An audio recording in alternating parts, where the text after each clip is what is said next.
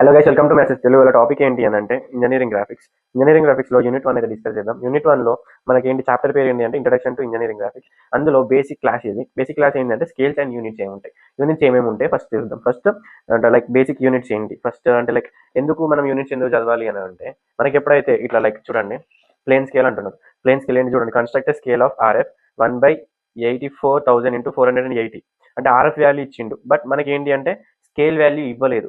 So అందుకే మనం ఏంటి ఫస్ట్ స్కేల్స్ అనేది చదువుకోవాలి. అండ్ ఫస్ట్ మన స్కేల్ వస్తుంది అంటే మళ్ళీ ఆర్ఎఫ్ ఎట్లా ఫైండ్ అవుట్ చేయాలి అని అంటే చూడండి, ఇక్కడ ఆర్ఎఫ్ వాల్యూ ఇచ్చిండు అనుకో, ఏమి ఇచ్చిండు 1/848480 ఇచ్చిండు. మనకి మైల్స్ అంటే like long enough to measure అని ఏమి ఇచ్చిండు, ఇక్కడ చూడండి లాంగ్ ఎనఫ్ టు మెజర్ అని ఏంటి 6 miles ఇచ్చిండు. సో మల్టిప్లై విత్ 6 అంటే ఏంటిది, లెంత్ అనేది ఇది RF into maximum length B measure చేసినాం. ఓకే, బట్ మనకి ఏంటి ఇక్కడ 6 miles ఉన్నాయి అంటే నేను మైల్స్ని ఇక్కడ నేను రిప్రజెంట్ చేయగలుగుతున్నా బుక్ పైన, లేదు మైల్స్ని బుక్ పైన రిప్రజెంట్ చేయలేము. సో మైల్స్ని ఏంటంటే రెడ్యూస్ చేసుకోవాలంటే మనకి యూనిట్స్ తెలిసి ఉండాలి. సో మరి రెడ్యూస్ ఎట్లా చేస్తాం సార్ అంటే ఫస్ట్ యూనిట్స్, మైల్స్కి సబ్ యూనిట్ ఏంటిది అని మనం తెలుసుకోవాలి. సో ఫస్ట్ బేసిక్ నుంచి వద్దాం. ఫస్ట్ యూనిట్స్, మనకి ఏమేమి యూనిట్స్ ఉంటాయి. First 1 kilometer. 1 kilometer అంటే ఎంత సార్, 1 kilometerకి సబ్ యూనిట్ ఏంటి అని అంటే 10 hectometers. 10 hectometers. 1 kilometer sub unit ఏంటిది 10 hectometer. 1 hectometerకి సబ్ యూనిట్ ఏంటి, 1 hectometerకి సబ్ యూనిట్ ఏంటి అని అంటే 10 decameters. 10 decameterకి సబ్ యూనిట్ ఏంటి అంటే 1 decameter ఈక్వల్ టు 10 meters. మరి మీటర్కి సబ్ యూనిట్ ఏంటి అని అంటే 1 meter equal to 10 decimeters. 10 decimeters. 1 decimeter equal to 10 centimeters. 1 centimeter equal to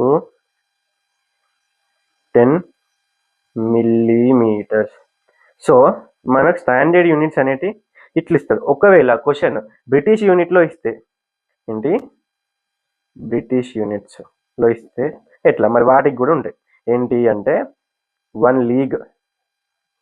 league equal to 3 miles.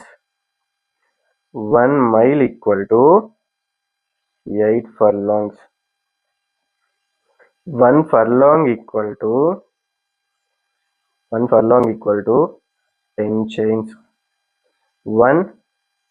1 chain equal to 22 yards. మళ్ళీ 1 chain equal to 22 yards. 1 yard equal to ఎంత, 1 yard equal to 3 feet. 1 feet equal to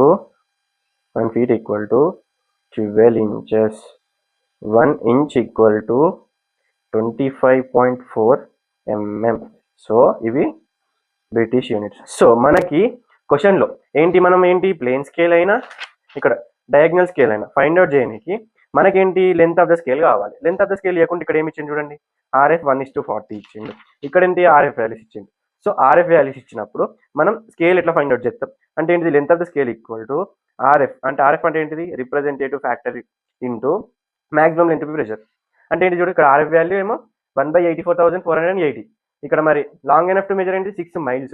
so 6 miles ఇక్కడ మరి నేను మైల్స్ని బుక్లో measure చేయగలుగుతున్నా అంటే లేదు. So దీన్ని convert చేసుకోవాలి. ఆర్ఎఫ్ వాల్యూ ఎంత 84480 ఇంటూ 6 miles అంటున్నా. మైల్స్కి సబ్ యూనిట్ ఏంటిది 1 mile equal to 8 furlongs. So into 8 రాయండి. మరి ఫర్లాంగ్స్ ఇక్కడ మెజర్ చేయగలుగుతామా అంటే లేదు. సో 1 furlong ఈక్వల్ టు ఎంత 10 chains. 1 chain ఈక్వల్ టు ఎంత 22 yard.